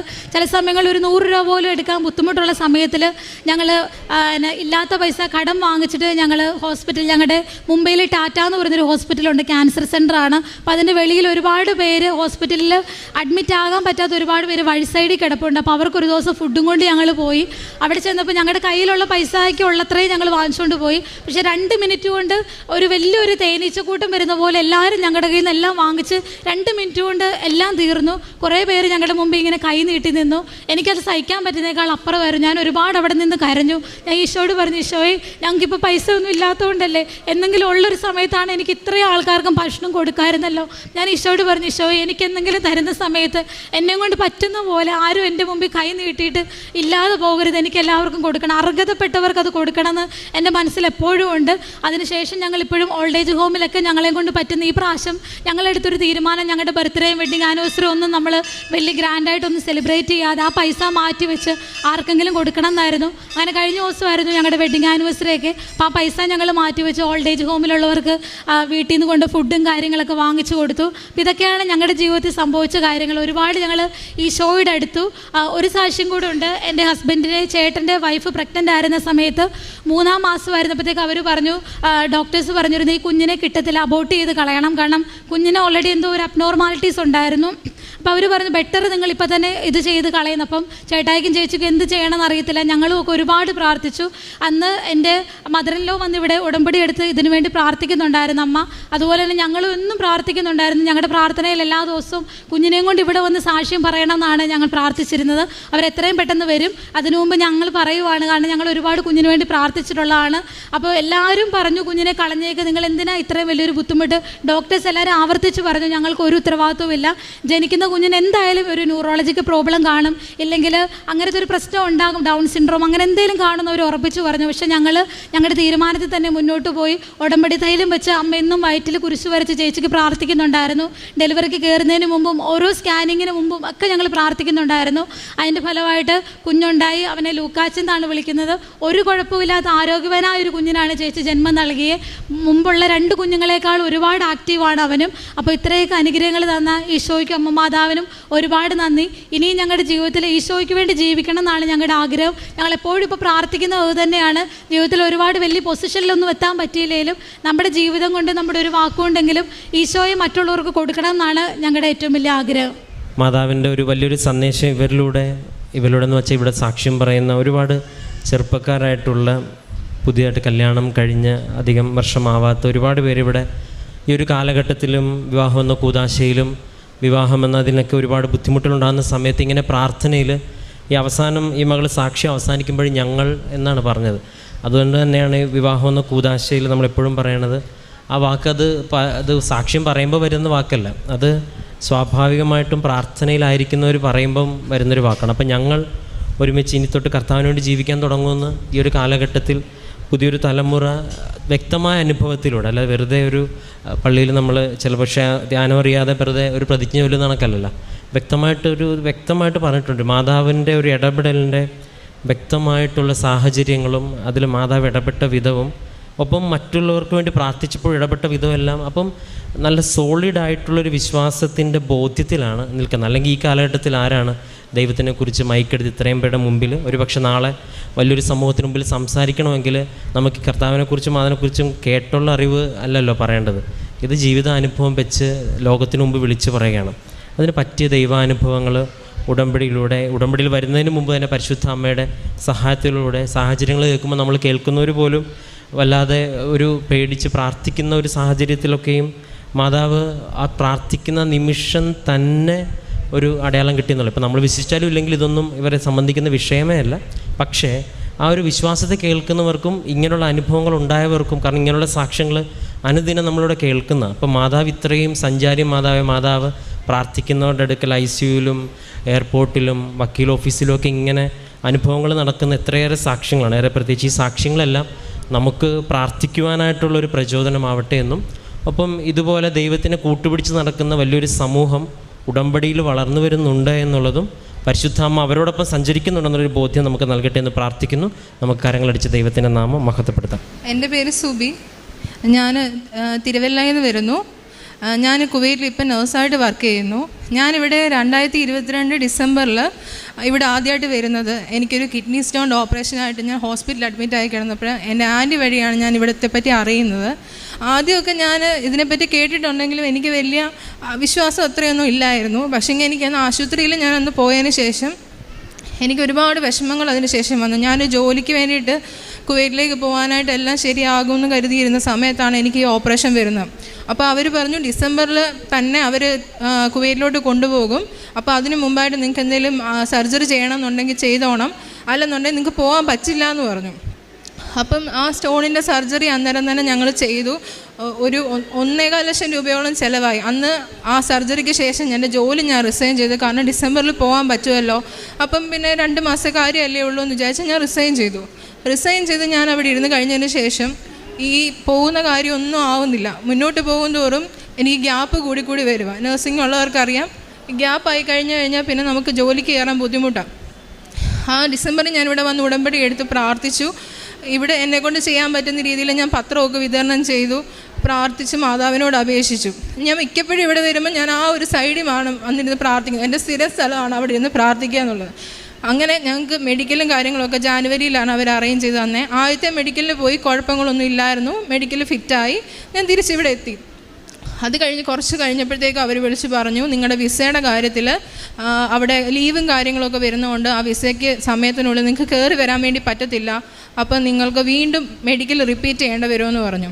അപ്പോൾ ആദ്യത്തെ മെഡിക്കൽ ഫിറ്റ് ആയതുകൊണ്ട് ഞാൻ അധികം ഭയപ്പെട്ടില്ല. സമയമുണ്ടല്ലോ, എൻ്റെ ഓപ്പറേഷൻ്റെ ബുദ്ധിമുട്ടുകളെല്ലാം മാറി എനിക്ക് പോകാൻ പറ്റുമെന്ന് കരുതി. രണ്ടാമത്തെ മെഡിക്കലിന് ഇവർ വിസ എല്ലാം അയച്ചു തന്നു. രണ്ടാമത്തെ മെഡിക്കലിൽ ഞാൻ എറണാകുളത്താണ് പോയത്. അവിടെ ചെന്ന് കഴിഞ്ഞപ്പോഴത്തേക്കും അതേ മെഡിക്കൽ ഫിറ്റ്നസ് എഴുതി തന്ന ആൾ തന്നെയാണ് പറഞ്ഞത്, നിങ്ങൾക്ക് കണ്ണിന് കാഴ്ചയ്ക്ക് ബുദ്ധിമുട്ടുണ്ട്, അതുകൊണ്ട് നിങ്ങൾ ഇവിടെ അടുത്തുള്ള ഒരു മെഡിക്കൽ കണ്ണ് ചെക്ക് ചെയ്യുന്നിടത്ത് പോയി ചെക്ക് ചെയ്യണം എന്നൊക്കെ പറഞ്ഞ് എന്നെ പേടിപ്പിച്ചു. ഞാൻ അവിടെ നിന്ന് പേടിച്ച് പോയി കണ്ണെല്ലാം ചെക്ക് ചെയ്ത് നോക്കി. കാരണം എനിക്ക് ആദ്യം കുഴപ്പമില്ലായിരുന്നു. ഇപ്പോൾ ഈ 1 മാസത്തിനുള്ളിൽ എങ്ങനെ എനിക്ക് കണ്ണിന് പ്രശ്നം വന്നതെന്ന് എനിക്കറിയത്തില്ല. അവിടെ നിന്ന് രണ്ടാമത് പോയി ചെക്ക് ചെയ്ത് അവർ പറഞ്ഞു, നിങ്ങൾക്ക് പോകാൻ പറ്റത്തില്ല, നിങ്ങൾ അവിടെ ചെന്ന് കഴിഞ്ഞാൽ നിങ്ങൾക്ക് ജോലിയിൽ കയറാൻ പറ്റത്തില്ല, അവർ നിങ്ങളെ തിരിച്ചു വിടും എന്നൊക്കെ പറഞ്ഞു. അപ്പം ഞാൻ ജോലി റിസൈൻ ചെയ്തിരിക്കുന്നു, എനിക്ക് പോകാൻ വേണ്ടിയിട്ട് ഒരു വഴിയില്ല, പൈസയില്ല കയ്യിൽ, ഒരുപാട് പ്രയാസം. ഞാൻ ആ മെഡിക്കൽ കഴിഞ്ഞ് തിരിച്ച് വന്നപ്പോഴത്തേക്കും അവരെന്നോട് പറഞ്ഞു, ഇനി 1 മാസമേ നിങ്ങൾക്ക് വെയിറ്റ് ചെയ്തിട്ട് വേറൊരിടത്ത് പോയി അവർ പറയുന്ന സ്ഥലത്ത് മെഡിക്കൽ എടുക്കണമെന്ന് പറഞ്ഞു. ഞാൻ തിരിച്ച് വരുന്ന വഴിയിൽ തന്നെ ഞാനിവിടെ വന്ന് കയറി എൻ്റെ സർട്ടിഫിക്കറ്റ് എല്ലാം വെച്ച് ഞാൻ മാതാവിനോട് അപേക്ഷിച്ചു. കാരണം എൻ്റെ മുന്നിൽ ഇനി ഒരു വഴിയില്ല. എൻ്റെ പ്രായത്തിലുള്ളവരെല്ലാവരും ജോലിക്ക് പോകുമ്പം എനിക്ക് പറ്റുന്നില്ല. ഒന്നാമത്തേത് ഓപ്പറേഷൻ കഴിഞ്ഞു, എൻ്റെ പൈസയില്ല. രണ്ടാമത്തേത് എനിക്കിനി അവർ ഈ ഒരു വിസ രണ്ടാമത് തന്നാൽ ഇതിനി പോകാൻ പറ്റിയില്ല, എനിക്ക് അവിടോട്ട് ഇനി പോകാനും പറ്റത്തില്ല. ഞാനിവിടെ വന്ന് മാതാവിനോട് പ്രാർത്ഥിച്ചു. 1 മാസം ഞാൻ വെയിറ്റ് ചെയ്തു. 1 മാസത്തിന് ശേഷം ഞാൻ കോഴിക്കോട് പോയി മെഡിക്കലെല്ലാം എടുത്തു. അപ്പം കണ്ണിൻ്റെ പ്രശ്നമൊന്നും അവിടെ ഇല്ല. അവിടെ ചെന്ന് കഴിഞ്ഞ് മെഡിക്കൽ എടുത്തപ്പം എക്സ്റേക്കകത്ത് ചെറിയ രീതിയിൽ കഫക്കെട്ട് കാണുന്നു എന്ന് പറഞ്ഞു. അവിടെ ഞാൻ വീണ്ടും മാതാവിനെ വിളിച്ച് പ്രാർത്ഥിച്ചു. അവർ പറഞ്ഞു മെഡിക്കൽ റിപ്പീറ്റ് ചെയ്യേണ്ട, മെഡിസിൻ കഴിച്ചിട്ട് 2 ദിവസം കഴിഞ്ഞ് ഒന്നുകൂടെ എടുത്താൽ മതി എന്ന് പറഞ്ഞു. ഞങ്ങൾ വീണ്ടും മെഡിക്കൽ എടുത്തു. ആ മെഡിക്കൽ ഞാൻ ഫിറ്റായി. അന്ന് എനിക്ക് മനസ്സിലായി മാതാവിൻ്റെ ഒറ്റ ഒരാളുടെ കൃപ കൊണ്ട് മാത്രം. കാരണം എൻ്റെ കയ്യിൽ എപ്പോഴും ഞാൻ ഈ കാശുരൂപം ചേർത്ത് പിടിക്കും. എനിക്ക് അല്ലാണ്ട് ഇതെല്ലാം നിരന്തരം നടക്കുന്നതുകൊണ്ട് ഭയങ്കര ഭയം. എനിക്ക് ഉറങ്ങാൻ പറ്റുന്നില്ല രാത്രിയിൽ. എൻ്റെ പപ്പയാണിത്, എന്നെ പഠിപ്പിച്ചു, എനിക്കൊന്നും ചെയ്തു കൊടുക്കാൻ പറ്റുന്നില്ല, എൻ്റെ ജോലിക്കാരും ഒന്നും ശരിയാവുന്നില്ല. ഭയങ്കര വിഷമത്തിലൂടെ ഞാൻ കടന്നുപോയി. കൂടെ ഉള്ളവരെല്ലാം എന്നെ ആശ്വസിപ്പിക്കുന്നുണ്ട്, നീ പേടിക്കേണ്ട, എല്ലാം ശരിയാവുമെന്ന് പറയുന്നു. പക്ഷെങ്കിൽ എനിക്കറിയില്ല എന്തിനേയും ചെയ്യും. ഞാൻ ഉറങ്ങാതിരുന്ന് മാതാവിനോട് പ്രാർത്ഥിച്ചു, മാതാവേ എനിക്ക് മാത്രം എന്താ ഇങ്ങനെ സംഭവിക്കുന്നത്, എൻ്റെ എന്തെങ്കിലും കുറവുകളോണ്ടാണോ എങ്കിൽ എന്നോട് ക്ഷമിക്കണേ എന്ന് പറഞ്ഞ് ഞാൻ പ്രാർത്ഥിച്ചു. അതിനുശേഷം എനിക്ക് 2ാമത് മെഡിക്കൽ തന്നു. അപ്പോഴും ഇവർ പറഞ്ഞ ആ ഒരു പേടി എൻ്റെ ഉള്ളിൽ കിടക്കുന്നുണ്ട്. കയറി അവിടെ ചെന്നിട്ട് ഇത്രയും പൈസയും മുടക്കി നമ്മൾ പോയിട്ട് അവിടെ ചെന്നിട്ട് വീണ്ടും എന്തെങ്കിലും കുഴപ്പം കാരണം തിരികെ വരേണ്ടി വന്നാൽ എന്ത് ചെയ്യും? ഞാനിവിടെ വന്ന് മാതാവിനോട് പറഞ്ഞു, എനിക്കവിടെ മാതാവ് എനിക്ക് പോകാൻ പറ്റുന്നെങ്കിൽ മാത്രം എന്നെ വിട്ടാൽ മതി, ഇല്ലെങ്കിൽ എന്നെ വിടണ്ട. ഇച്ചിരി സങ്കടപ്പെടുമെന്നല്ലേ ഉള്ളൂ, സാരമില്ല. ഞാൻ അവിടെ പോയിട്ട് തിരിച്ചു വരേണ്ടി വന്നു കഴിഞ്ഞാൽ അതിലും സങ്കടമാവും, പൈസയും പോകും. അങ്ങനെ ഞാൻ മാതാവിനോട് പ്രാർത്ഥിച്ചു. മാതാവ് തന്നൊരൊറ്റ ഉറപ്പ് മാത്രമാണ്, എന്ത് വരട്ടെ എന്ന് വിചാരിച്ച് 2ഉം കൽപ്പിച്ച് ഞാനത് മുന്നോട്ട് നീക്കിയത്. ഇന്നിപ്പം ഞാൻ എൻ്റെ ആദ്യത്തെ ലീവിന് നാട്ടിൽ വരുവാണ്. കുവൈറ്റ് ജോലി ആയതിനു ശേഷം ഞാൻ 2023 ജൂൺ 19 ഞാൻ കുവൈറ്റിൽ കയറി പോകുന്നത്. ഡിസംബറിൽ പോകുമെന്ന് പറഞ്ഞിട്ടും ആ ജോലിക്കാരെ ഇങ്ങനെ മുന്നോട്ട് നീങ്ങി ജൂൺ 19 ഞാൻ ഇവിടുന്ന് കുവൈറ്റിലെത്തി. അവിടെ ചെന്ന് കഴിഞ്ഞിട്ട് 1 മാസം കഴിഞ്ഞപ്പോഴാണ് ഞങ്ങൾക്ക് അവിടെ മെഡിക്കലൊക്കെ എടുത്തത്. ആ മെഡിക്കലിൽ ഞാൻ പോകുമ്പോഴും ഉള്ളിൽ ഈ ഭയം കിടക്കുക. കാരണം മെഡിക്കൽ അവിടെ ചെന്ന് അവർ പറഞ്ഞു വിടുമെന്നൊക്കെ എന്നോട് പറഞ്ഞു. ഞാൻ എന്ത് ചെയ്യും? ജോലി ശരിയാതെ ഞാൻ എങ്ങനെ തിരിച്ച് നാട്ടിൽ വരും? സഹായിക്കാൻ ആരുമില്ല. ഞാൻ അന്നും ഈ കാശുരൂപം കൊണ്ടാണ് ഞാൻ മെഡിക്കലിൽ പോയത്. അവിടെയൊക്കെ പോകുന്ന സമയത്ത് ഇങ്ങനെയുള്ള ഒന്നും നമുക്ക് കൈ കരുതാൻ പറ്റത്തില്ല. എന്നിട്ട് ഞാനിത് കയ്യിൽ ചുരുട്ടി വെച്ചു. എൻ്റെ ലാസ്റ്റ് കൂടെയുള്ള 2 പേർക്ക് മെഡിക്കൽ എടുത്തു, പ്രശ്നങ്ങളായി, അവർക്ക് റിപ്പീറ്റ് പറഞ്ഞു. എനിക്ക് കൂടുള്ളപ്പോഴും നെഞ്ചിരിപ്പ് കൂടി വരുമ്പോഴും ഞാൻ ഈ കാശുരൂപ എന്നോട് നെഞ്ചത്തോട് ചേർത്ത് വെച്ച് ഞാൻ പ്രാർത്ഥിച്ചു, മാതാവേ എന്നെ കാത്തോണേ, എനിക്കറിയില്ല, നിന്നോട് ഞാൻ ചോദിച്ചിട്ടല്ലേ പോയത്, എന്നെ ഇനി തിരികെ വിടാനാണെങ്കിൽ ഇങ്ങോട്ട് വിടണ്ടായിരുന്നല്ലോ എന്നും ഞാൻ പ്രാർത്ഥിച്ചു. മാതാവ് എൻ്റെ മെഡിക്കൽ ഫിറ്റ്നസ് എഴുതുന്ന ആ ഡോക്ടർ അവിടെ നിന്നു, എന്നോട് കണ്ണ് വായിക്കാൻ പറഞ്ഞു. ഞാൻ അവിടെ നിന്ന് വായിച്ചു, അത് ക്ലിയറായി. അതിനുശേഷം എൻ്റെ റിപ്പോർട്ടും കാര്യങ്ങളൊക്കെ വന്ന സമയത്ത് യൂറിനകത്ത് ചെറിയ ഷുഗറിൻ്റെ പ്രസൻസ് ഉണ്ട്. എനിക്ക് മുമ്പ് കയറിയ ഒരാൾക്ക് ഷുഗറിൻ്റെ പ്രസൻസ് ചെറുതായിട്ട് കാണിച്ചപ്പോൾ തന്നെ അവരോട് റിപ്പീറ്റ് ചെയ്ത് മെഡിസിൻ എടുത്തിട്ട് വരാൻ വേണ്ടി പറഞ്ഞു. പക്ഷേ എങ്ങനെയാണെന്ന് എനിക്കറിയത്തില്ല, അയാൾ എനിക്ക് റിപ്പീറ്റ് എഴുതാൻ വേണ്ടിയിട്ട് പേന എടുത്ത് കഴിഞ്ഞപ്പോൾ ഞാൻ പ്രാർത്ഥിച്ചു, ഈ കാശുരൂപം ഞാൻ മുറുകെ പിടിക്കുക പേടി വരുമ്പം. എന്താണെന്നറിയത്തില്ല, ആരോ അയാളോട് പറഞ്ഞതുപോലെ സാരമില്ല വിട്ടേക്ക് എന്നുള്ള രീതിയിൽ എന്നോട് പറഞ്ഞു, പൊക്കോ കുഴപ്പമില്ല എന്ന് പറഞ്ഞു. 2ാമത്തെ റൂമിൽ ചെന്നു, മെഡിക്കൽ അയാൾ സീലടിച്ച് എനിക്ക് തന്നു. അറബിയിലായതുകൊണ്ട് എനിക്കിത് മനസ്സിലാകുന്നില്ല, ഇത് ഫിറ്റ്നസ് ആണോ റിപ്പീറ്റാണോ തന്നേക്കുന്നത് എനിക്ക് മനസ്സിലാകുന്നില്ല. ഞാൻ അവിടെ നിന്ന് അറബി ഒരാളോട് ചോദിച്ചു, ഇത് ഞാൻ ഫിറ്റാണോ അതോ റിപ്പീറ്റെന്നാണോ പറഞ്ഞേക്കെന്ന് ചോദിച്ചപ്പോൾ ഞാൻ നിനക്ക് കുഴപ്പമൊന്നുമില്ല നീ പൊക്കോളാൻ പറഞ്ഞു. എനിക്ക് അവിടെ നിന്ന് ഇറങ്ങി എന്താ ചെയ്യേണ്ടതെന്ന് അറിയത്തില്ല. ഞാൻ എൻ്റെ അമ്മയെ വിളിച്ച് ഞാൻ കരഞ്ഞു പറഞ്ഞു, അമ്മ എന്നെ മാതാവ് മാത്രമാണ് എന്നെ അവിടെ നിന്ന് രക്ഷിച്ചത്. മാതാവ് അവിടെ പ്രത്യക്ഷപ്പെട്ട് എനിക്ക് വേണ്ടി സംസാരിച്ചതുപോലെ എനിക്ക് ഫീൽ ചെയ്തു. അതിനുശേഷം എൻ്റെ സിവിൽ ഐഡിയുടെ കാര്യത്തിനും കുറേ പ്രശ്നങ്ങളുണ്ടായി. എനിക്ക് എന്ത് പ്രശ്നം വന്നാലും ഞാൻ പേടിക്കാതെ ഈ കാശുരൂപം ഞാൻ ചേർത്ത് പിടിച്ച് പ്രാർത്ഥിക്കും. എന്നോട് കുറേ പേര് കൂട്ടുകാർ ചോദിക്കുന്നുണ്ട്, നീ മാലയിൽ ഈ സ്വർണ്ണമാലയിൽ എന്തിനാണ് നീ ഈ കാശുരൂപം ചേർത്ത് വെച്ചേക്കുന്നത്, തേഞ്ഞു പോകത്തില്ലേന്ന്. പക്ഷേ എനിക്കൊരു വിശ്വാസം, എന്നോട് ചേർന്ന് എപ്പോഴും മാതാവ് ഉണ്ടെങ്കിൽ എനിക്ക് മുന്നമേ പോകുന്നതായിട്ടൊരു ധൈര്യമുണ്ട്. എപ്പോഴും ഞാൻ ഈ കാശുരൂപം ചേർത്ത് പിടിക്കും. എനിക്ക് ഭയം വരുമ്പോൾ ഞാൻ ഈ കാശുരൂപം ചേർത്ത് പിടിച്ച് പ്രാർത്ഥിക്കും. എൻ്റെ നാട്ടിലോട്ട് അവിടെ നിന്ന് ഇങ്ങോട്ട് എയർപോർട്ടിൽ നിന്ന് വന്ന് ഞാൻ എയർപോർട്ടിൽ നിന്ന് ആദ്യം ഇവിടെ കയറി മാതാവിനോട് പ്രാർത്ഥിച്ച് നന്ദി പറഞ്ഞിട്ടാണ് ഞാൻ വീട്ടിലോട്ട് പോയത്. ഇവിടെ വന്നു കഴിഞ്ഞപ്പോഴും ഈ കഴിഞ്ഞ ദിവസം എൻ്റെ ഫാദറാണിത്, എൻ്റെ ഫാദറിന് ഹെപ്പറ്റൈറ്റിസ് സ്റ്റാർട്ടിങ് ഉണ്ടെന്ന് പറഞ്ഞിട്ട് ഹോസ്പിറ്റലിൽ നിന്ന് ആ ഡോക്ടർ പറഞ്ഞു ഇത് കൂടുതലാണ്, ഇനിയും കൂടിക്കഴിഞ്ഞാൽ മരിച്ചു പോകും, അങ്ങനെയാണ് ഇങ്ങനെയാണെന്ന് പറഞ്ഞു. ഞാൻ അതിനോർത്ത് ഞാൻ ആർക്ക് വേണ്ടിയിട്ടാണ് ഈ ജോലിക്കും ഒക്കെ പോകുന്നത്, ഞാൻ കഷ്ടപ്പെടുന്ന ആർക്ക് വേണ്ടിയിട്ടാണ്. അങ്ങനെ ഞങ്ങൾ പ്രാർത്ഥിച്ചു, ഞങ്ങൾ എല്ലാവരും പ്രാർത്ഥിച്ചു, മാതാവിനോട് പ്രാർത്ഥിച്ചു. അവിടെ ചെന്ന് കഴിഞ്ഞപ്പം ടെസ്റ്റുകളൊക്കെ ചെയ്തു, പക്ഷേ പേടിക്കാനൊക്കെ രീതിയിലൊന്നും കുഴപ്പങ്ങളൊന്നും ഇല്ലായിരുന്നു. അവിടെ മാതാവ് ഞങ്ങളെ രക്ഷിച്ചു. എൻ്റെ പപ്പയ്ക്ക് അങ്ങനെ വിശ്വാസവും കാര്യങ്ങളൊന്നുമില്ല. പക്ഷേ ഇങ്ങോട്ട് ഹോസ്പിറ്റലിൽ നിന്ന് ഇറങ്ങിക്കഴിഞ്ഞാൽ പപ്പ പറഞ്ഞു, എന്തായാലും ഇനി കൃപാസനം വരെ പോയിട്ട് ഇനി ഞാൻ അവിടെ ജോലിക്ക് പോകുന്നുള്ളൂ എന്ന് പറഞ്ഞു. അത്രത്തോളം മാതാവ് ഞങ്ങളെ വിളിച്ച് ഞങ്ങളുടെ പ്രാർത്ഥന കേൾക്കുന്നുണ്ട്. നന്ദി മാത്രമേ എനിക്ക് പറയാനുള്ളൂ. ഇവിടെ വന്ന് സാക്ഷ്യം പറയണമെന്നുള്ള എൻ്റെ ആഗ്രഹമായിരുന്നു. ഞാൻ ഈ മാസം 20-ാം തീയതി തിരിച്ചു പോവുകയാണ്. എന്നെ ഇത്രത്തോളം സഹായിച്ച് എൻ്റെ ഈ പ്രയാസത്തിൽ എൻ്റെ കൂടെ നിന്ന് അമ്മ മാതാവിനും തിരുക്കുമാരനും ഞാൻ നന്ദി പറയുന്നു. ഞാൻ ഇവിടെ ഉടമ്പടി എടുത്തതിന് ശേഷം ഇവിടെ അച്ഛൻ എനിക്കിവിടുത്തെ രീതികളും കാര്യങ്ങളും ഒന്നും അറിയത്തില്ല. പക്ഷേ ഞാൻ യൂട്യൂബ് വഴി എല്ലാ പ്രാർത്ഥനകളും മാക്സിമം അറ്റൻഡ് ചെയ്യാൻ ശ്രമിക്കാറുണ്ട്. എൻ്റെ കൂടെ ഉള്ള കുറേ പേർക്ക് ഇതുപോലെ ബുദ്ധിമുട്ടുകൾ വരുമ്പോൾ ഞാൻ അവർക്കും പറഞ്ഞു കൊടുക്കാറുണ്ട്, നിങ്ങളിത് കാണുക, ഇത് പ്രാർത്ഥിക്ക്. കുറച്ച് പേർക്ക് ആദ്യമൊന്നും വിശ്വാസമില്ലായിരുന്നു. പക്ഷേങ്കിൽ കുറേ പേർക്ക് അതിന് ശേഷം മാറ്റം വന്നതുകൊണ്ട് അവരും ഇപ്പം ഞാനിങ്ങോട്ട് വരാൻ നേരം ഒരാൾ എൻ്റെ നേർച്ച പൈസ തന്നു വിട്ടു, കൃപാസനത്തിൽ ഞങ്ങളുടെ നാമത്തിൽ ഞങ്ങൾക്ക് വരാൻ പറ്റിയില്ല, പക്ഷേങ്കിൽ നീ പോകുമ്പം ഞങ്ങൾക്ക് വേണ്ടിയിട്ട് പ്രാർത്ഥിച്ച് നേർച്ച ചെയ്യണമെന്ന് പറഞ്ഞു. കുറേ പേര് നാട്ടിൽ ഇനി വരുമ്പോൾ ഇവിടെ വരും എന്ന് ഉറപ്പിച്ച് പറഞ്ഞിട്ടുണ്ട്. എൻ്റെ അവിടെ ഹോസ്റ്റൽ മുറിയിലാണെങ്കിലും ഞാൻ മാതാവിൻ്റെ ഒരു ചെറിയ ഫോട്ടോ വെച്ച് രാവിലെ എഴുന്നേൽക്കുന്നുണ്ടെങ്കിൽ അത് നോക്കിയാണ് പ്രാർത്ഥിച്ചു തരുന്നത്. എന്തൊരു പ്രയാസം വന്നാലും ഞാൻ ഈ കാശ് രൂപ എൻ്റെ കയ്യിൽ ചേർത്ത് പിടിക്കുമ്പോൾ എവിടുന്നോ നമുക്കൊരു ധൈര്യം കിട്ടുന്നുള്ളൂ. എൻ്റെ ജീവിതത്തിൻ്റെ അനുഭവത്തിൽ നിന്ന് ഞാൻ പറയും, നമ്മൾ ദൈവത്തോട് ചേർന്നിരിക്കാൻ ദൈവം ഓരോ പരീക്ഷണങ്ങൾ നമുക്ക് തരും. നമ്മൾ ആ സമയത്ത് ഒരിക്കലും വിഷമിക്കരുത്. നമുക്കതിൽ നല്ലത് ദൈവം മുന്നോട്ട് തരും. ഒരു കുടുംബത്തെ മൊത്തം സ്വാധീനിക്കുന്ന രീതിയിലാണ് മാതാവ് ഞങ്ങൾക്ക് അനുഗ്രഹം തന്നേക്കുന്നത്. പലരും നമ്മളോട് തിരുത്താനും പലരും പറയും അങ്ങനെയല്ല, നമ്മളങ്ങനെ പോകേണ്ട കാര്യമുണ്ടോ, എല്ലാം ഒന്നല്ലേ, എല്ലാം ദൈവത്തോട് പറഞ്ഞാൽ പോരെ എന്ന് പറയും. പക്ഷെ നമുക്കൊരു സഹായം, നമ്മൾ നമ്മുടെ അമ്മമാരോട് എങ്ങനെയാണോ പ്രാർത്ഥിക്കുന്നത് നമ്മൾ പറയണ്ട, നമുക്ക് മുന്നമേ നമുക്ക് വേണ്ടുന്ന സഹായം അമ്മ അറിഞ്ഞ് ചെയ്യും. പക്ഷെ നമ്മൾ അതിലോട്ട് വരാൻ വേണ്ടിയിട്ട് മാത്രം, നമ്മളത് തിരിച്ചറിയാൻ വേണ്ടിയിട്ട് മാത്രം നമുക്ക് ഓരോ പരീക്ഷണങ്ങൾ തരുന്നേ ഉള്ളൂ. വിശ്വാസത്തോട് പ്രാർത്ഥിച്ചു കഴിഞ്ഞാൽ ഉറപ്പായും നമുക്ക് കിട്ടും അനുഗ്രഹം എന്നുള്ളത് എൻ്റെ ജീവിതത്തിലൂടെ എനിക്ക് മനസ്സിലായ ഒരു കാര്യമാണ്.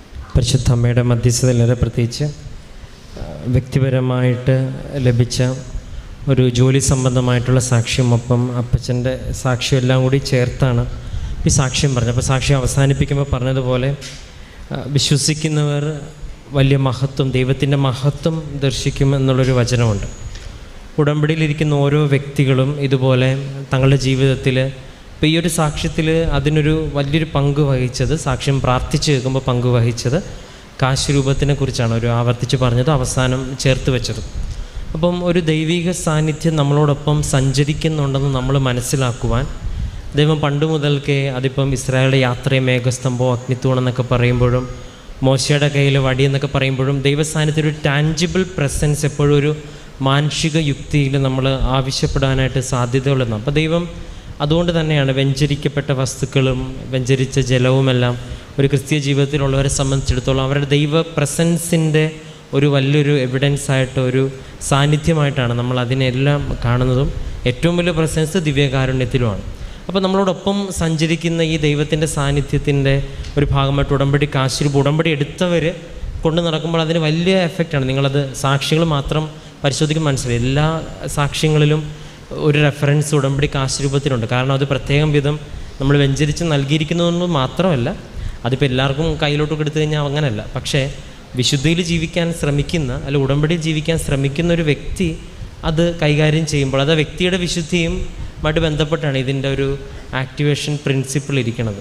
അത് ആർക്ക് വേണമെങ്കിലും, അതുകൊണ്ടാണ് ആർക്കും കൈമാറരുതെന്നൊക്കെ പറയുന്നതിൻ്റെ പിന്നിലെ ലോജിക്ക് അത് ആ വിശുദ്ധിയിൽ ഒരു വ്യക്തി പൂർണ്ണമായിട്ടും ഉടമ്പടി ജീവിക്കാൻ ശ്രമിക്കുന്നു, പ്രാർത്ഥിക്കുന്നു, ഒരുപാട് പ്രാർത്ഥിക്കുന്നു, ബൈബിൾ വായിക്കുന്നു, വിശുദ്ധിയിൽ ജീവിക്കാൻ ഒരുപാട് നന്മകൾ ചെയ്യുന്നു.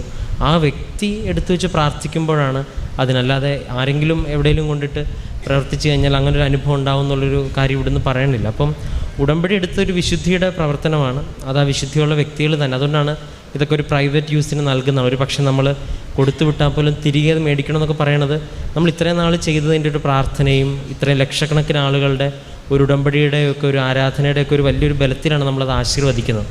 അപ്പോൾ അത് അതേ വിശുദ്ധിയോടെ കൈകാര്യം ചെയ്യുന്നവരുടെ മാത്രം കൊടുക്കണം, കൊടുത്ത ശേഷം തിരികെ മേടിക്കണം എന്ന് പറയുന്നത് അത്രയും പ്രാധാന്യത്തോടെ അത് കാണണം എന്നുള്ളത് തന്നെയാണ്.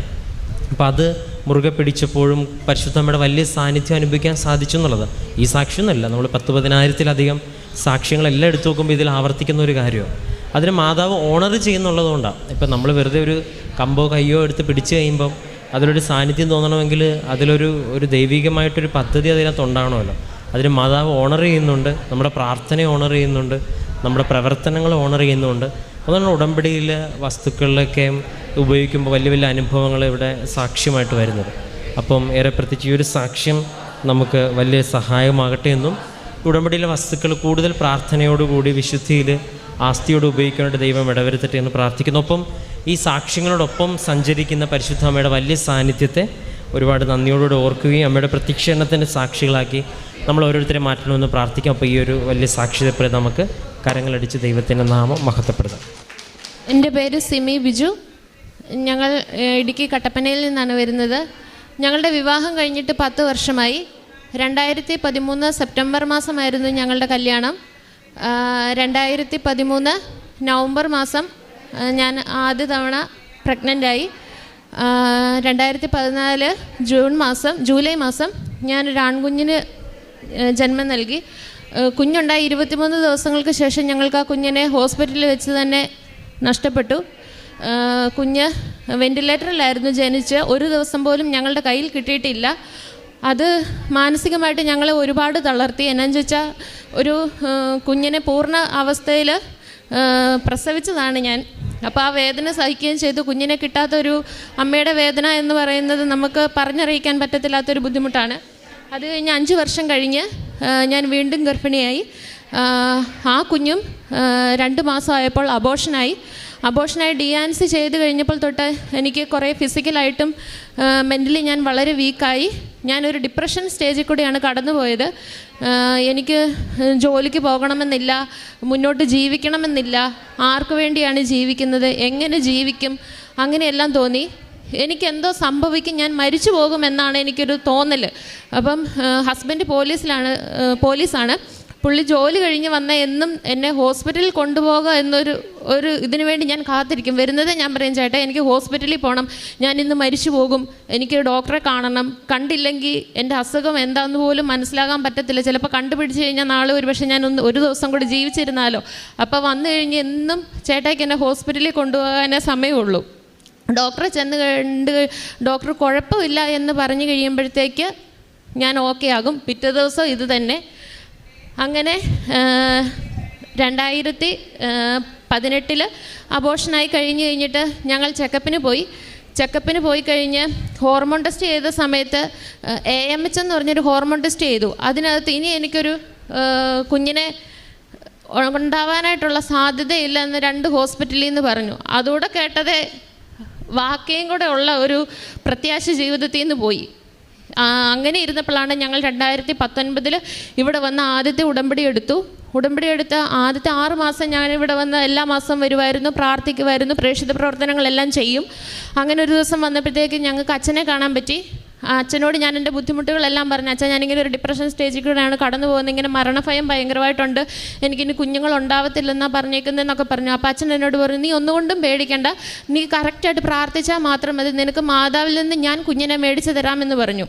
അങ്ങനെ ഇരുന്നപ്പോഴാണ് 2019 കോവിഡ് വരുന്നത്. അതിൻ്റെ ബാക്കിയായിട്ട് നമുക്ക് പ്രാർത്ഥിക്കാനൊന്നും പറ്റിയില്ല. അവിടെ നിന്ന് ഇവിടെ വരെ വരിക എന്നുള്ളതൊന്നും സാധ്യമായിരുന്നില്ല. അങ്ങനെ ഞങ്ങളുടെ ഉടമ്പടി മുടങ്ങി. അത് കഴിഞ്ഞ് 2022 നവംബർ മാസം ഞങ്ങളിവിടെ വന്ന് വീണ്ടും ഉടമ്പടി എടുത്തു. നവംബർ 14-ാം തീയതിയാണ് ഉടമ്പടി എടുത്തത്. മാർച്ച് മാസം 2023 മാർച്ചിൽ ഞാൻ പ്രഗ്നൻ്റായി. അപ്പോൾ ആ സമയത്ത് ഞാൻ ജോലി ചെയ്തിരുന്നത് ഇടുക്കി കഞ്ഞിക്കുഴിയിലെ ഒരു ഹോസ്പിറ്റലിലാണ്.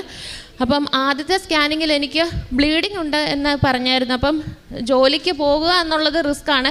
ജോലി പോകാതെ വീട്ടിലിരുന്നാൽ പിന്നെ അതെൻ്റെ ഫിസിക്കൽ കണ്ടീഷനും മെൻ്റൽ കണ്ടീഷനും കുറേ വീക്കായതുകൊണ്ട് ഡോക്ടർ പറഞ്ഞു, എന്താണെങ്കിലും റിസ്ക്കാണ്, ജോലിക്ക് പോകുന്നുണ്ടെങ്കിൽ ഇങ്ങനെ ദൈവം നിങ്ങൾക്കൊരു കുഞ്ഞിനെ തരാൻ ഉദ്ദേശമുണ്ടെങ്കിൽ കുഞ്ഞിനെ തരുമെന്ന് പറഞ്ഞു. ഞാൻ ജോലിക്ക് പോകുന്നതിന് മുന്നേ ഹസ്ബൻഡും ഞാനും കൂടെ നമ്മുടെ ഉടമ്പടി തൈലം എടുത്ത് വയറെ കുരിശ് വരച്ച് പ്രാർത്ഥിച്ച് വിശ്വാസ പ്രമാണം ചൊല്ലുമായിരുന്നു. പോകുന്ന വഴിക്ക് ഞാൻ കുഞ്ഞിനോട് പറയും, എൻ്റെ പൊന്നു കുഞ്ഞെ, നീ എന്നെ പിടിച്ചിരുന്നോണം, എന്നെ വിട്ടിട്ടെങ്ങും പോകരുത്, എനിക്ക് മാതാവ് തന്നതാണ്, ഇവിടെ വന്ന് എനിക്ക് സാക്ഷ്യം പറയേണ്ടതാ, അതുകൊണ്ട് എന്നെ വിട്ടിട്ട് പോകല്ലേ എന്ന് പറയുമായിരുന്നു. അപ്പം ഞാൻ ജോലിക്ക് പോകുന്നിടത്ത് ഞാൻ തേൻ കൊണ്ടുപോകും. ഇടയ്ക്കൊക്കെ ഞാൻ തേൻ കഴിക്കുമായിരുന്നു, ഇടയ്ക്ക് പറ്റുമ്പോഴെല്ലാം. അങ്ങനെ 1.5 മാസം നമ്മുടെ കട്ടപ്പനയിൽ നിന്ന് ഡെയിലി 100 കിലോമീറ്റർ ഉണ്ട് യാത്ര. അപ്പം ബസ്സിന് പോയി കഴിയുമ്പം റിസ്ക്കാണ്.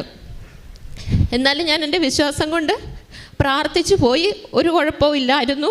അത് കഴിഞ്ഞിട്ട് 2023 നവംബർ 28-ാം തീയതി ഞങ്ങൾക്കൊരു പെൺകുഞ്ഞുണ്ടായി കഴിഞ്ഞ് കുഞ്ഞിന് ബ്ലഡിൽ കാർബൺ ഡൈ ഓക്സൈഡിൻ്റെ അളവ് 72%, ഓക്സിജൻ്റെ അളവ് 23% ഉണ്ടായിരുന്നുള്ളൂ. കുഞ്ഞ് CPAP എന്ന് പറഞ്ഞൊരു മെഷീനകത്തായിരുന്നു.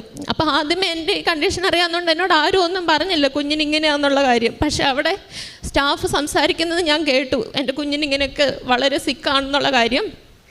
അപ്പോൾ ആ സമയത്ത് ഹസ്ബൻഡ് എൻ്റെ ഉടമ്പടി ലോക്കറ്റ് കുഞ്ഞ് കിടന്ന ICUവിൽ കുഞ്ഞിൻ്റെ അടുത്തായിട്ട് കൊണ്ടുവച്ച് പ്രാർത്ഥിക്കാനായിട്ട് അവിടുത്തെ സിസ്റ്റർമാരുടെ കയ്യിൽ കൊടുത്തു. അവരവിടെ വെച്ച് പ്രാർത്ഥിച്ചു. അടുത്ത ടെസ്റ്റിനകത്ത് തന്നെ ഓക്സിജൻ്റെ അളവ് 70% കൂടി, കാർബൺ ഡൈ ഓക്സൈഡിൻ്റെ അളവ് കുറഞ്ഞു. അങ്ങനെ കുഞ്ഞ് സേഫായിട്ട് ഞങ്ങളുടെ കാര്യങ്ങളിൽ കിട്ടി. കുഞ്ഞിൻ്റെ പേര് ഞങ്ങൾ കൃപ മരിയ ജോസഫ് എന്നിട്ടു.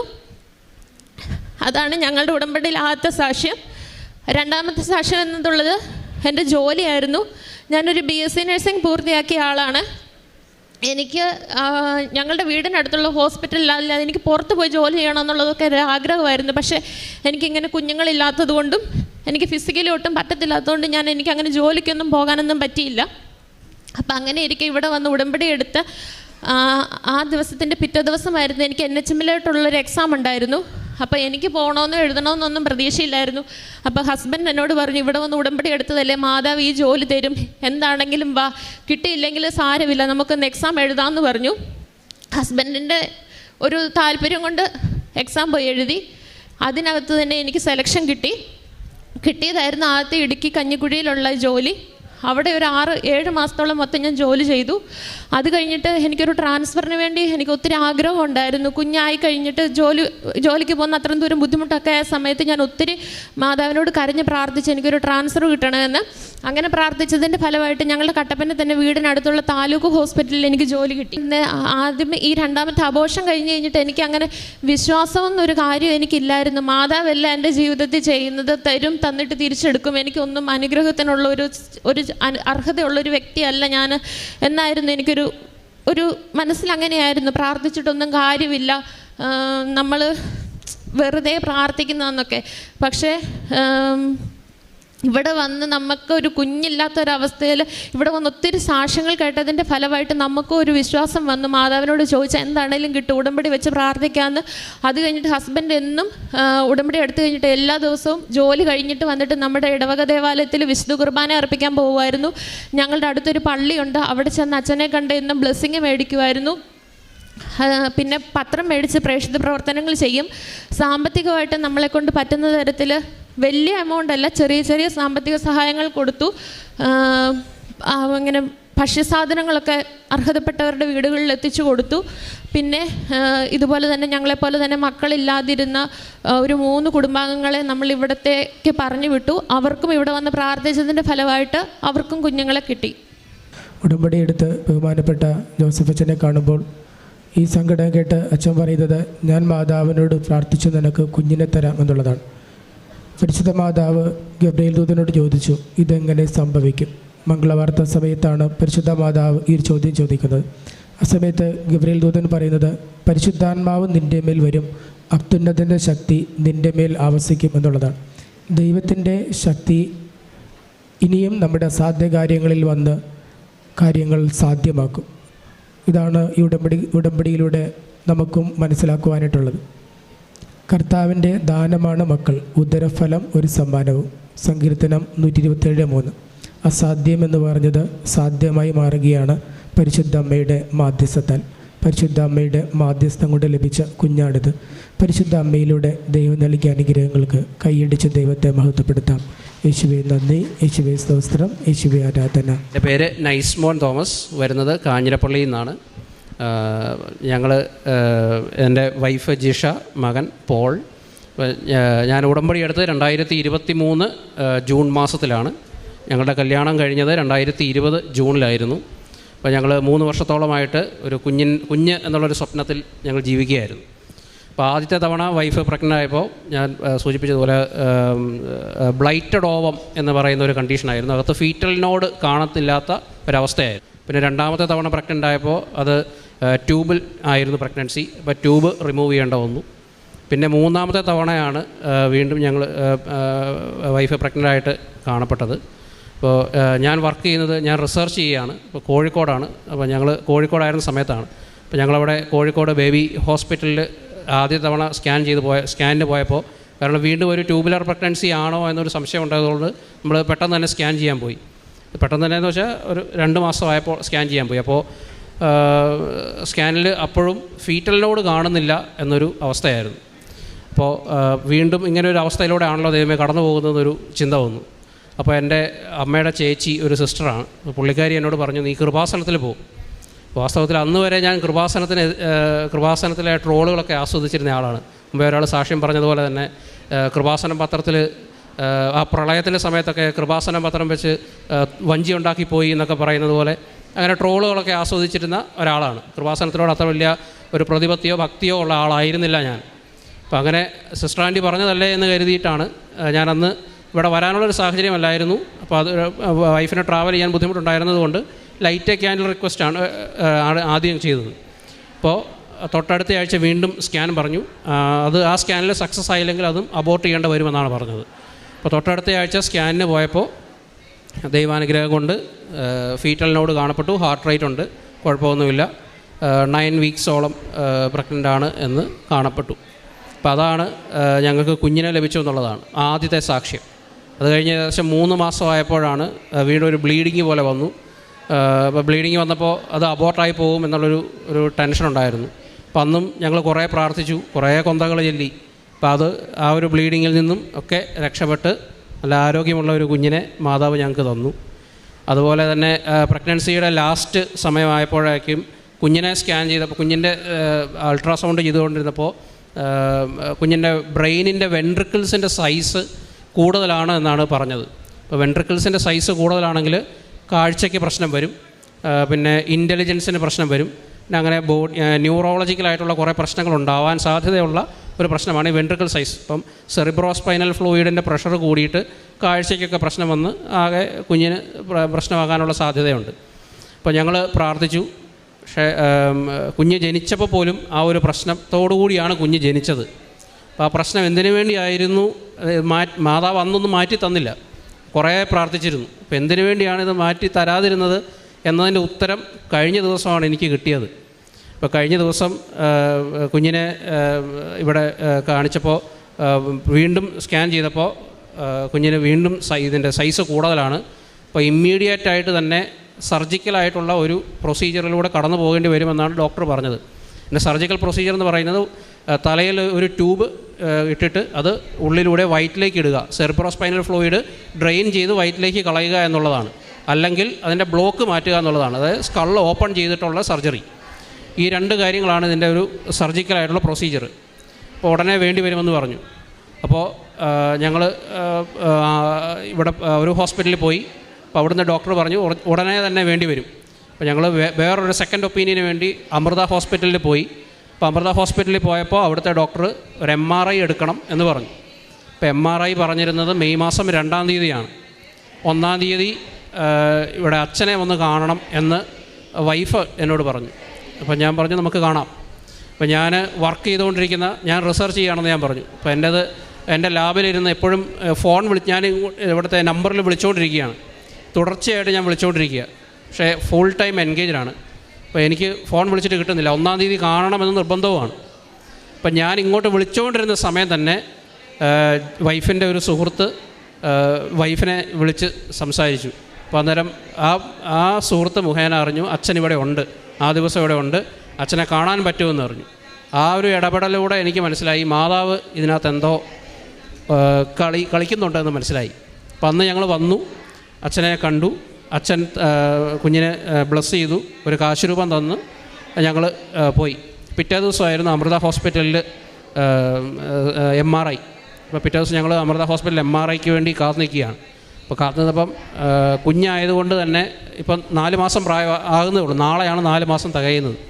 അപ്പോൾ കുഞ്ഞിനെ MRIക്ക് വേണ്ടി അകത്ത് കയറ്റിയപ്പോൾ ഞാൻ മാതാവിനോട് പ്രാർത്ഥിച്ചു, മാതാവേ അങ്ങിവിടെ വേണം, അങ്ങില്ലാതെ പറ്റത്തില്ല, കാരണം കാത്തിരുന്ന് കിട്ടിയൊരു കുഞ്ഞാണ്, അങ്ങ് ഇടപെട്ടേ മതിയാവൂ എന്ന് ഞാൻ പ്രാർത്ഥിച്ചുകൊണ്ടിരിക്കുകയാണ്. അപ്പോൾ എനിക്ക് പരിചയമില്ലാത്ത ഒരു ചേച്ചി അവിടെ ഇരുന്ന് വേറൊരു ചേച്ചിയോട് സംസാരിക്കുകയാണ്. മാതാവിനോട് പറഞ്ഞാൽ മാതാവ് സഞ്ചാരി മാതാവാണ്, ഇവിടെ വരും വന്നിരിക്കും എന്നുള്ള തീർച്ച, ഇങ്ങനെയാണ് പറഞ്ഞത്. വരും വന്നിരിക്കും തീർച്ചയാണ് എന്ന് വേറൊരു ചേച്ചിയോടാണ് പറയുന്നത്. അപ്പം ഞാൻ മനസ്സിൽ വിചാരിച്ചു, ദൈവമേ, ഞാൻ പ്രാർത്ഥിക്കുന്നത് തന്നെ വേറൊരാൾ എന്നോട് ഇങ്ങനെ വേറൊരു സൗണ്ടിൽ എന്നോട് പറയുന്നല്ലോ. അപ്പം ഞാനത് കേട്ടു. 20 മിനിറ്റ് കഴിഞ്ഞ്, അരമണിക്കൂറോളം കഴിഞ്ഞ് സ്കാനിങ് കഴിഞ്ഞ് കുഞ്ഞും ഇവളും പുറത്തിറങ്ങി കഴിഞ്ഞപ്പം ആ ചേച്ചി ഞങ്ങളുടെ അടുത്ത് വന്നു. ഞങ്ങളുടെ അടുത്ത് വന്നിട്ട് കുഞ്ഞിൻ്റെ തലയിലൊക്കെ തൂത്തിട്ട് പറഞ്ഞു, ഞങ്ങൾ കൃപാസന മാതാവിൻ്റെ മക്കളാണ്, അമ്മയുടെ തിരുക്കുമാരൻ്റെ മക്കളാണ്, ഒന്നും പേടിക്കണ്ട, വിശ്വാസ പ്രമാണമൊക്കെ ചൊല്ലി വിശ്വാസത്തോടെ പ്രാർത്ഥിച്ചോ, കുഞ്ഞ് സുഖപ്പെട്ടിരിക്കും എന്ന് ഞങ്ങളോട് പറഞ്ഞു. പിന്നെ ഞങ്ങൾ ആ ചേച്ചിയെ കണ്ടില്ല, ചേച്ചി അങ്ങോട്ടോ മാറിപ്പോയി. ഞങ്ങൾ പിന്നെ റിസൾട്ട് പിറ്റേ ദിവസമേ കിട്ടുള്ളൂ. അപ്പോൾ ശനിയാഴ്ച ദിവസമാണ്, വ്യാഴാഴ്ചയാണ് സ്കാന്, ശനിയാഴ്ച ദിവസം ഡോക്ടറുടെ അപ്പോയിൻമെൻ്റ് ഉണ്ട്.